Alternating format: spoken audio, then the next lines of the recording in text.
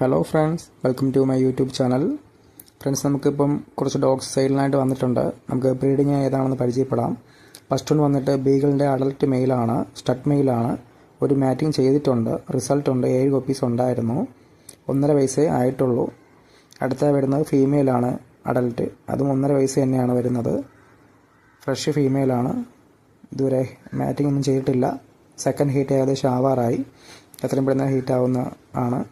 അടുത്ത വരുന്നത് semi അഡൽട്ടിൽ ബീഗിളിൻ്റെ female പപ്പിയാണ്. 4 മാസമേ ആയിട്ടുള്ളൂ.